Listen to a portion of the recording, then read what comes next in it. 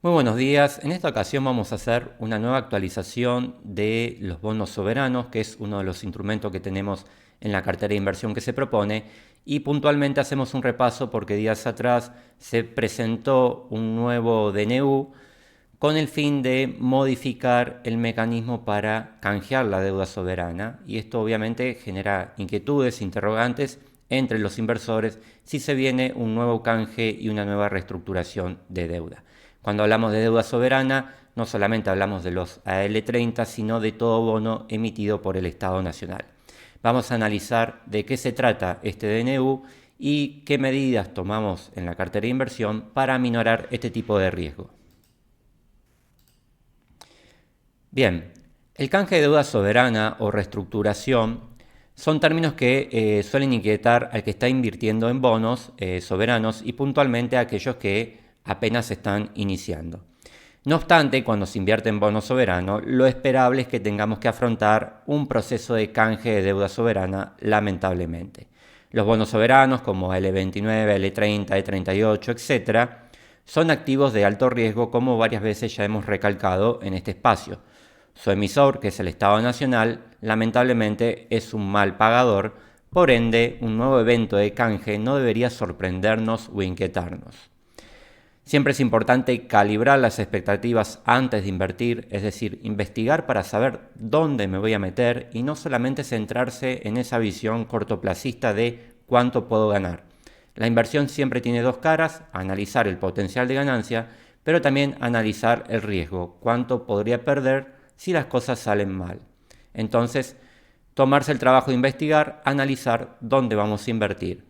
Hace poco me llegó un comentario que ante esta noticia dice el inversor: si se viene el canje, vendo todo. Y esta no es la actitud, porque si te metes en una inversión en bonos soberanos e hiciste el debido análisis de la inversión, es esperable que en algún momento pueda suceder un evento de canje, y eso no debería asustarte.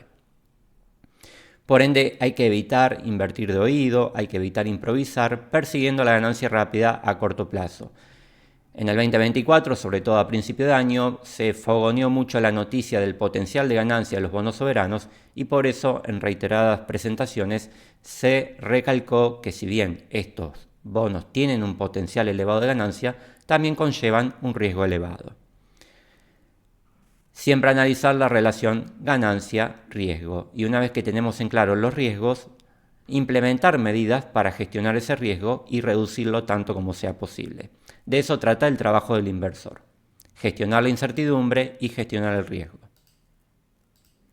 En presentaciones pasadas se hicieron análisis sobre riesgo y potencial de ganancia de estos instrumentos, puntualmente se llevan 3 hasta la fecha, y para aquellos que no la vieron y les interesa el tema, las pueden encontrar en la descripción de este video. También hemos analizado la situación de los BOPREALES emitidos por el Banco Central y que también forman parte de la deuda soberana. Cuando nosotros invertimos en bonos, estamos actuando como prestamistas, es decir, prestamos nuestros ahorros a cambio de un interés. ¿En qué consiste el análisis de la inversión? Bueno, como si fuese en la vida real, analizar por un lado los antecedentes de la persona a la cual le vamos a prestar nuestro dinero, si es un buen pagador, si es cumplidor, si es responsable, y en segundo lugar, analizar si tiene capacidad de pago, si tiene capacidad de pagarnos los intereses y devolvernos el dinero prestado. En este caso, la otra persona se trata nada más ni nada menos que del Estado Nacional. Entonces, vamos a repasar un poco los antecedentes y antes de empezar, hago una aclaración que en este espacio analizamos datos y hechos concretos para intentar tomar decisiones de inversión lo más objetiva posible. No perdemos el tiempo en debates e inclinaciones políticas. No nos vamos a poner a discutir si la deuda que se tomó es mucha, es poca, si fue bien utilizada o no. Simplemente analizamos hechos concretos para tomar decisiones de inversión con el fin de proteger nuestros ahorros sin incurrir en grandes riesgos. Entonces, canje de deuda, nada nuevo en Argentina, una historia que se repite. Este artículo, publicado por la BBC en mayo del 2020, comienza: Por 9ª vez en su historia, Argentina entró en default, es decir, en cesación de pago. Por ende, tenemos larga data de no cumplir con la deuda de los bonos. Y aquí hay un dato interesante. Argentina estuvo 15 años sin acceder a los mercados debido a una disputa con los fondos buitres. Es decir, que la cantidad de veces que Argentina entró en default podrían haber sido más si no hubiese estado 15 años fuera de los mercados financieros. El artículo continúa diciendo: Guzmán afirmó que Argentina tenía voluntad pero no capacidad de pagar su deuda. Esto se comentó en presentaciones pasadas. Por ejemplo, el actual equipo económico se presenta diciendo que la deuda se paga, hay una firme decisión de pagar la deuda y esto está muy bien, pero como se dijo, una cosa es voluntad o disposición a pagar y otra cosa es capacidad de pago, tener los dólares para pagar la deuda. Sin dólares, en el Banco Central, por muchas buenas intenciones que yo tenga, no voy a poder pagar la deuda. El Estado, como ya vimos, tiene elevados vencimientos de deuda a partir del 2025, tiene reservas negativas y el Banco Central no emite dólares, porque una deuda en peso, en última instancia, emitimos peso y la cubrimos. No está bien, pero es una herramienta más. Mientras que en el caso de la deuda en dólares, el Banco Central no emite dólares. Por lo tanto, depende de tener reservas en el Banco Central.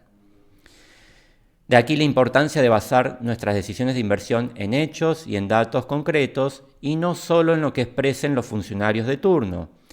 Si el Estado quiere colocar deuda en el mercado, lógicamente nos va a hablar muy bien de esos bonos, ya que es su función. Estamos en un mercado, el vendedor siempre va a hablar bien de lo que quiere vender. Nuestro trabajo como inversores, como compradores de esa deuda, es tomarnos el trabajo de analizar, investigar y tomar una decisión de inversión con criterio propio y de última, si no sabemos, apoyarnos en algún asesor de cuenta. Entonces, nuestro trabajo es, como inversores, siempre consiste en investigar, analizar, no es solamente apretar el botón de comprar y vender, sino que analizar los riesgos y el potencial de ganancia de toda inversión que incorporemos a nuestra cartera. Ya que estamos confiando nada más ni nada menos que nuestros ahorros que tanto tiempo nos cuesta ganar, ¿sí? Bien, aquí tenemos la parte del artículo donde Guzmán afirma que Argentina tenía voluntad pero no capacidad de pagar su deuda. Y fíjense, dice, esta nueva cesación de pagos coloca a Argentina solo un escalón por debajo de Ecuador y Venezuela, los países con más default soberano en la historia moderna. Este año, el 2024, un fondo de inversión vendió los bonos soberanos argentinos y los cambió por bonos de Ecuador, es decir, que ese fondo confía más en Ecuador, que de por sí es un mal pagador, que en la propia Argentina. Continuando con los antecedentes de pagos de Argentina, podemos ver que no pagar las deudas es una historia que nos acompaña desde nuestros orígenes como nación. ¿Por qué como inversores nos sorprendería que los bonos vayan a un nuevo canje si tenemos problemas desde nuestros orígenes? Por eso es importante calibrar las expectativas antes de invertir para evitar sorpresas y malas decisiones de inversión. Para esto es necesario hacer los deberes como inversores. Antes de invertir, analizar el negocio en el que me voy a meter. Dice, continúa el artículo de la BBC, Argentina tiene una larga historia de endeudamiento. El primero que pidió un préstamo en moneda extranjera fue Bernardino Rivadavia, quien fue el primer presidente de Argentina. El país tardó más de un siglo en poder cancelar esa deuda con el Baring Brothers de Inglaterra por 1 millón de libras esterlinas. Es decir, tardó más de 100 años en pagar la deuda. Y de ese 1 millón de libras esterlinas, de las cuales tras una serie de deducciones, es decir, de una serie de quitas de deuda, el banco solo recibió la mitad, o sea que Argentina es muy mal pagador. Entonces, la noticia será el día que Argentina pague la deuda sin inconveniente.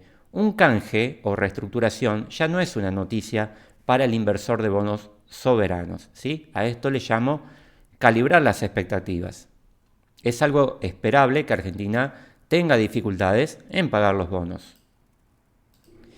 Continuando con los antecedentes, el Estado trata mal a los acreedores. Mientras que cuando invertimos en una obligación negociable, la empresa privada, ante una necesidad de aplazar la devolución del capital, le presenta un canje voluntario al inversor, mejorándole las condiciones de la inversión a cambio de que el inversor acepte una prolongación en los plazos de devolución del capital, porque transitoriamente la compañía está atravesando una mala situación o bien está atravesando un fuerte proceso de inversión. La compañía privada siempre trata de cuidar al inversor porque necesita del inversor para crecer. Todo lo contrario pasa con el Estado nacional. El Estado perjudica al inversor con propuestas poco favorables. Continuando con el análisis del artículo del año 2020, dice: la propuesta de canje emitida por el Estado contemplaba una deducción de intereses del 62%, una quita del capital del 5,4% y un periodo de gracia sin realizar pagos al inversor de 3 años. Según la economista Marina del Poggioto, quien es directora ejecutiva de la consultora EcoGoes, Argentina ofrecía pagar 40 centavos de dólar por cada dólar que debe. Es decir, Argentina pretendía hacerle al inversor una quita del 60%, para que ustedes vean la magnitud de riesgo a la que nos exponemos cuando compramos deuda soberana, y por eso es tan importante gestionar el precio de compra. Cuanto más bajo sea el precio de compra, más nos cubre de estos potenciales riesgos de quita de deuda, y si las cosas salen bien, mayor es el potencial de ganancia. Para capturar un buen precio de compra no podemos comprar con la noticia. Obviamente esta oferta fue ampliamente rechazada por los acreedores. A su vez, continuando con los antecedentes, cada vez que asume un nuevo presidente, los argentinos escuchan la misma expresión: la pesada herencia. Dice: el gobierno actual, Alberto Fernández, culpa al anterior, es decir, Mauricio Macri, por haber endeudado al país más allá de sus posibilidades. Sin embargo, Mauricio Macri culpa al anterior gobierno, es decir, a Cristina Fernández de Kirchner, también por haber hecho un endeudamiento elevado del Estado y que por eso está cargando con una pesada herencia. Es decir, el argumento de cada presidente es el mismo: la pesada herencia, y con eso justifican el continuar endeudándose, en lugar de buscar soluciones en materias de ajustes, en ordenar las cuentas públicas, con el fin de no depender tanto del endeudamiento y de poder empezar a cumplirle a los acreedores, es decir, a todos nosotros, a los inversores. Bien, y antes de seguir quiero hacer una aclaración. Dado que Argentina es una economía realmente atípica, está mal que el Estado no pague sus deudas, ¿sí? Está mal que Argentina no pague, que Argentina pida quitas o prolongaciones en los plazos de pago. Argentina no solo que no paga sus deudas en tiempo y en forma, sino que en ocasiones ha celebrado públicamente el no pagar la deuda externa, y esto genera un antecedente muy fuerte de cara a los inversores, que trae por supuesto consecuencias serias para el país. Indistintamente si tomar deuda estuvo bien o estuvo mal, el dinero que te prestó el acreedor hay que devolverlo, ¿sí? Entre los acreedores hay pequeños inversores, es decir, estamos nosotros que en nuestras carteras de inversión tenemos bonos soberanos. No pagar esos bonos soberanos es perjudicar a los pequeños inversores.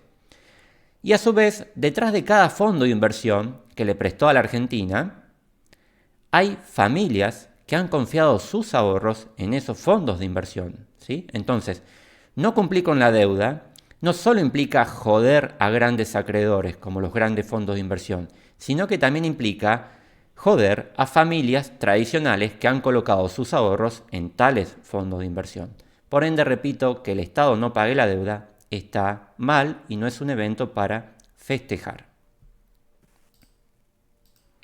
También traigo aquí una crítica hacia el FMI que suelo escuchar y que me parece razonable, aunque no es comprobable, no hay evidencias, pero se lo critica al FMI de haber dado crédito por encima de las capacidades de pago del país. Es decir, No solo habría un Estado irresponsable que gasta más de lo que tiene, sino también un organismo como el FMI, que es como un banco de financiamiento hacia los Estados, que no actuó con la debida diligencia, sabía que Argentina tenía dificultades y le siguió otorgando crédito.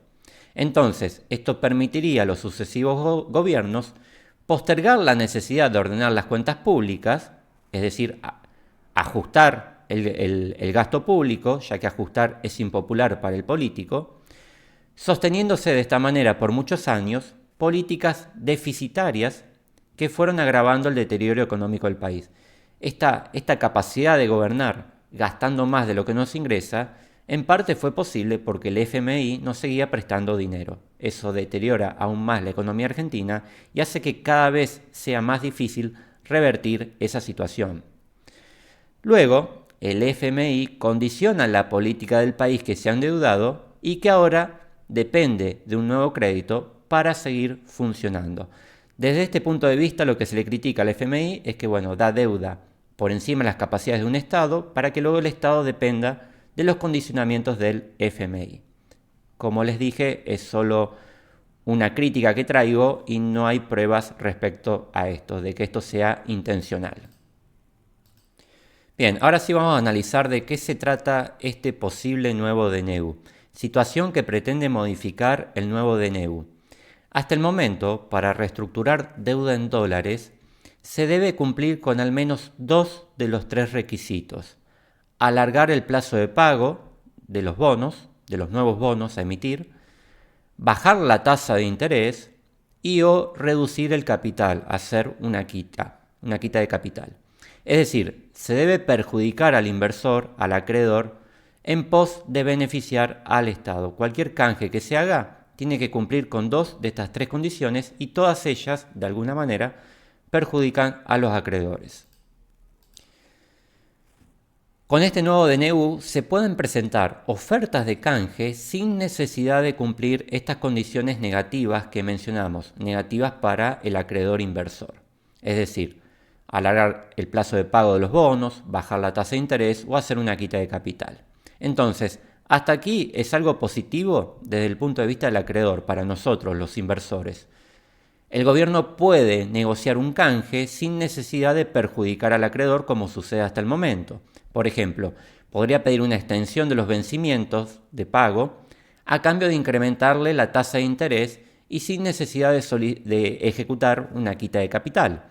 Podemos decir que esto sería algo negativo para el Estado, porque ahora sí el Estado va a tener que cumplir en mejores condiciones para el inversor, pero como dijimos, el Estado debe honrar sus deudas. El Estado tomó dinero prestado y por lo tanto debe devolverlo.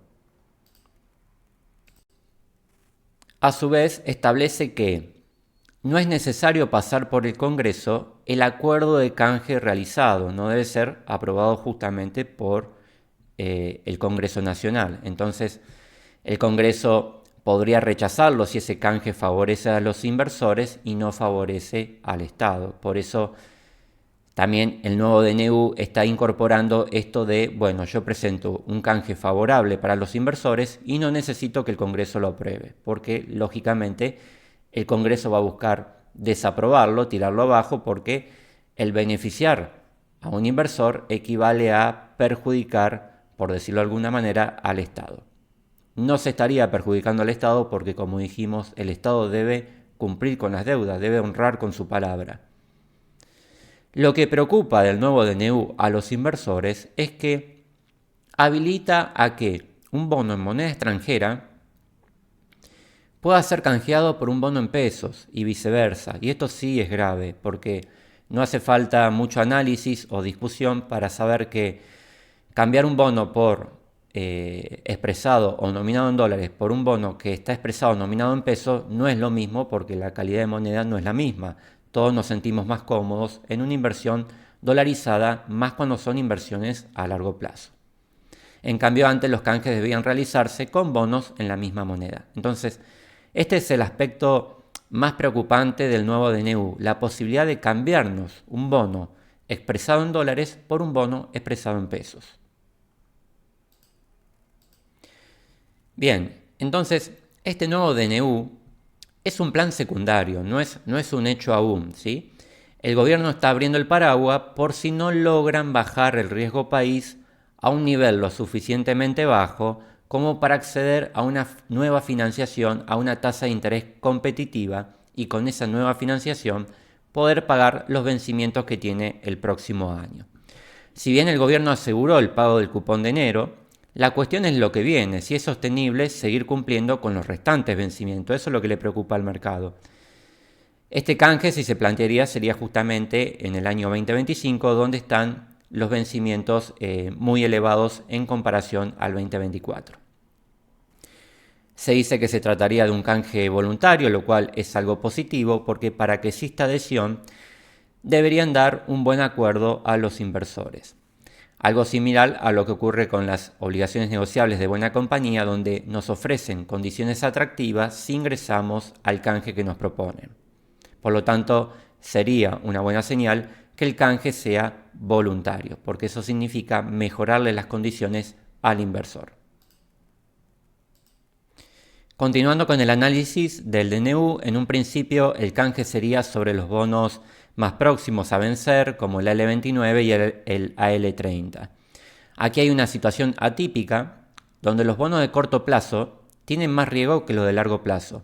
En una situación normal, cualquier instrumento de largo plazo tiene más riesgo que uno de corto plazo porque en el largo plazo, al haber un lapso de tiempo mayor, hay posibilidad de que acontezcan mayores eventos negativos que en el corto plazo.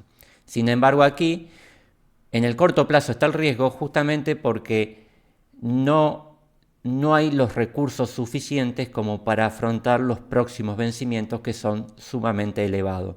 Mientras que en el largo plazo Argentina ya podría contar con recursos adicionales para afrontar su deuda. Es decir, el problema hoy por hoy está en el corto plazo, cómo pagar los próximos vencimientos.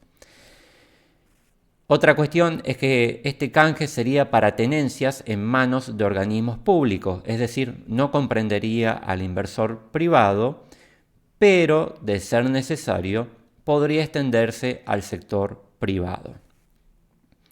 Sería un canje amigable, eso esperemos, y necesario para descomprimir el cronograma de pagos y así comprar tiempo si no se logra comprar tiempo mediante un nuevo préstamo transitorio, un nuevo préstamo puente que nos permita llegar hacia los próximos años donde Argentina va a tener nuevos ingresos de divisas gracias al sector energético. Este nuevo canje o nuevo préstamo puente, si lo logramos conseguir, podría permitir al gobierno gestionar los vencimientos del 2025 aún sin salir del cepo. Esta situación de cepo al gobierno le permite, por un lado, refinanciar fácilmente la deuda en pesos, porque los inversores institucionales que no tienen acceso a la dolarización, con sus pesos no le queda otra que volver a ingresar a la inversión comprando deuda pública en pesos. De esta forma el Estado se le facilita renovar la deuda pública en pesos porque hay demanda. Porque hay demanda, porque hay cepo, porque no hay otra alternativa. Pero el cepo le dificulta al Estado acumular dólares en las reservas del Banco Central y por ende le dificulta al Estado pagar la deuda soberana en dólares, es decir, los bonos de los inversores. Aquí nuevamente les traigo esta gráfica que ya la vimos en más de una presentación, donde ilustra claramente que el problema está en el corto plazo. Por ende, los bonos de corto plazo tienen mayor riesgo y por eso los bonos de corto plazo rinden más que los bonos de largo plazo. Esto es una situación atípica. Vemos cómo en el 2025 se elevan considerablemente el cronograma de pago, mientras que aquí vemos la proyección de ingresos que realizará el sector de energía si todo sale bien, donde podemos ver que la mayoría del aporte de divisas va a estar llegando al 2030. Sin embargo, la mayoría de los egresos de divisas del Estado están a partir del 2025. Podemos decir que hay un descalce financiero, no coinciden los egresos con los ingresos.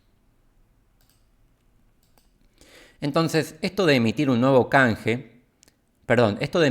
DNU para modificar las condiciones que están establecidas para hacer un canje de deuda, en principio es positivo porque Esto denota que el gobierno se está anticipando, que está preparando el terreno para hacer un canje amigable, que no sea tan agresivo.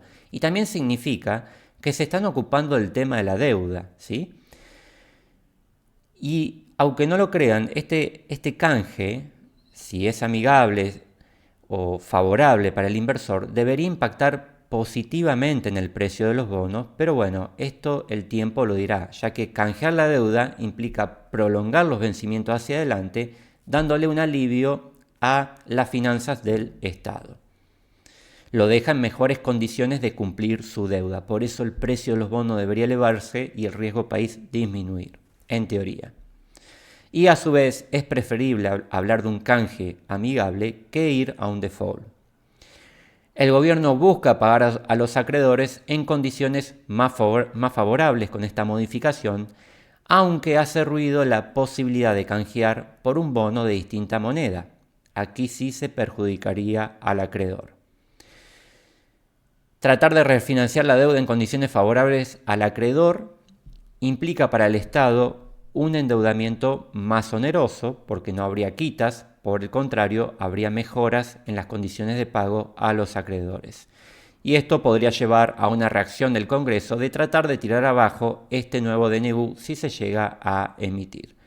Esto veremos cómo continúa la historia a través del tiempo y seguramente haremos una nueva actualización de esta situación. Pero está bueno ir calibrando expectativa, ir comprendiendo qué está pasando para no asustarnos y salir a vender de una nuestras inversiones en bonos soberanos. Bien, y ahora pasamos a la última etapa de esta presentación, que son los mitigantes, es decir, cómo gestionamos el riesgo para disminuir las probabilidades de que las cosas salgan mal y que nuestros ahorros se perjudiquen. Entonces, ¿cómo gestionamos este riesgo en la cartera propuesta a las cuentas asesoradas? Bueno, de antemano sabemos que comprar deuda soberana es riesgoso, por lo tanto, una de las medidas que se toma es limitar la participación de los bonos soberanos en menos de un 10% del total de la cartera. Tenemos el cuarto bloque, que le llamamos riesgo, donde comprometemos un 10% de la cartera, y ahí adentro hay una participación en deuda soberana. El riesgo de una inversión también queda determinado por la cantidad que compremos de ese activo. Como nuestro objetivo o uno de nuestros objetivos en la cartera de inversión propuesta es dormir tranquilo, la participación que le damos a este tipo de activos está limitada hasta un 10%. De esa manera, si las cosas salen mal, nuestros ahorros no quedarán tan comprometidos y si las cosas salen bien, nos permitirá incrementar el rendimiento promedio de nuestra cartera de inversión. Otra medida que tomamos es incluir también bonos soberanos de largo plazo. Como vimos, el mayor riesgo está en el corto plazo y no tanto en el largo plazo. Entonces también se han incluido AE38, GD38, ambos con vencimiento en el año 2038. Si yo tengo problemas de pago actualmente, voy a tratar de reestructurar los bonos próximos a vencer, que son los que me estarían generando el problema. También tenemos bonos de corto plazo como el BOPREAL, pero podemos decir que su riesgo es menor porque es una emisión relativamente pequeña, la hizo el actual gobierno y bueno, una de sus banderas de campaña es honrar la deuda. Otro mitigante que tomamos para reducir el riesgo es incluir también bonos con legislación extranjera. Sería el caso de la denominación GD, es decir, no solamente compramos AE38, también compramos GD38, que es un poco más caro, ofrece un poco de menos rendimiento, pero tiene mayor seguridad jurídica. Estos bonos, ante un conflicto, deben ser resueltos en un tribunal extranjero. Si tuviéramos que resolver los conflictos en un tribunal nacional, como pasaría con el AE38 o el AL30, este tribunal nacional tendrá la inclinación por fallar a favor del Estado, ya que el Poder Ejecutivo, el Poder Judicial, forma parte del Estado Nacional. Y por último, otro mitigante para reducir riesgo dentro de la cartera de inversión a la hora de incorporar este tipo de activos, como ya les dije, es gestionar un precio de compra bajo. Esto es muy importante, ya que limita el potencial de pérdida ante un proceso de quita de capital e incrementa el potencial de ganancia si las cosas salen medianamente bien. Por esto, para comprar a un precio bajo hay que evitar comprar con la noticia para evitar pagar precios que nos exponen a mayor riesgo. En una de las presentaciones pasadas mostré este esquema donde simulo un caso extremo donde se compran los bonos prácticamente a precio de default, $20 la lámina de 100, y podemos ver que si el bono llega a los $60, tenemos una ganancia en dólares del 200%, pero lo interesante es que si los bonos van a default, nuestra pérdida se ve limitada a un 20% del capital invertido.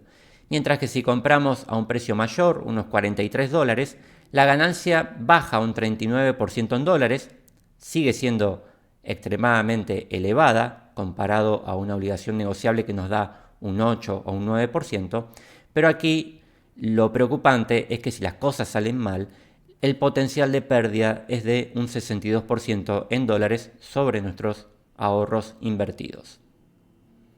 Conclusión, a menor precio de compra, menor es la pérdida. Bien, y para cerrar, supongamos que no he tomado todas estas medidas preventivas, no hice el análisis adecuado y llené mi cartera de bonos. ¿Qué podría hacer? Entonces, ¿cómo proceder si tengo llena mi cartera de inversión de bonos soberanos y estoy intranquilo ante un posible canje de deuda? ¿Qué podríamos hacer? Intentaría reducir primero la exposición pasando a bonos privados. Dijimos que el riesgo de la inversión depende también de la cantidad que tengo en cartera. Entonces, podemos reducir la exposición vendiendo parte de esos bonos, aprovechando el buen precio actual que poseen, producto de la demanda que está generando el actual blanqueo. Podemos hacer una toma de ganancias de forma parcial a costa de perderme nuevas subas, ya que luego de vender el bono puede seguir subiendo, pero vamos a tener mayor tranquilidad si reducimos la exposición en deuda soberana. Si vamos a vender bonos, considerar reducir en mayor medida los bonos de corto plazo, como la L29 y el AL30, ya que dijimos que el mayor riesgo está en el corto plazo. Podemos decir que los BOPREALES no estarían expuestos al mismo riesgo por ser una emisión pequeña y que realizó este propio gobierno. Por ende, esos bonos los podríamos dejar a un lado, los podríamos mantener y centrarnos en vender los bonos soberanos cortos, 29 y 30. Y otro mitigante que podemos hacer para reducir el riesgo es pasar del AL29 y el AL30 a la serie GD29 y GD30, porque mientras que estos son legislación nacional, donde intervendría un tribunal nacional con inclinación a fallar a favor del Estado, si pasamos a ley extranjera, ya interviene un tribunal extranjero donde va a tener inclinación de resolver el conflicto a favor del acreedor inversor. Estos bonos son algo más caros, van a comprar menor cantidad con el producto de lo que hayan vendido, pero brindan mayor seguridad jurídica porque van a ser resueltos ante un conflicto en una corte extranjera. Y otro punto positivo para rotar de la serie de la legislación nacional a la legislación extranjera es que actualmente el ratio de conversión es favorable para rotar hacia ley extranjera. ¿Qué significa esto? Que los bonos GD están más baratos de lo que deberían estar. ¿Cómo concluimos esto? Si analizamos el ratio GD30 a L30, esta gráfica también la van a encontrar en la planilla de seguimiento de inversiones, podemos ver que la brecha de precio entre un GD y una L, si consideramos el promedio de las últimas 200 cotizaciones, es decir, casi un año de cotización, la diferencia de precio es de un 4,9%, es decir, un bono GD sale un 4,9% más caro que un AL30. Es lógico porque tiene una legislación más fuerte y por ende menor riesgo. Sin embargo, actualmente la brecha de precio es de solo un 2,7%. Por eso digo que estamos en buen momento si se desea rotar de un AL a un GD con el fin de aminorar el riesgo. Todo lo dicho hasta aquí, estas sugerencias de comprar, vender, como siempre les digo, no son recomendaciones ni de compras ni de venta.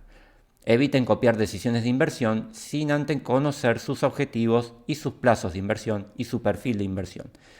Todo el análisis y decisiones de inversión que se realizaron en esta presentación son adecuadas para el método de inversión que se propone en las cuentas asesoradas. Cada cual deberá charlar y analizar con su asesor qué hacer. Toda inversión implica un riesgo para tus ahorros. Se recomienda siempre consultar a tu asesor de cuenta antes de comenzar a comprar y vender inversiones. Por último, les dejo mis datos. Soy Santiago Griffin, licenciado en Administración de Empresas y contador, productor matriculado en CNB, y aquí les dejo mis datos de contacto también en la descripción de este video en caso de que necesiten un asesor de cuenta. Hasta aquí hemos llegado, como siempre les agradezco su tiempo y nos estaremos viendo en la próxima presentación. Muchas gracias.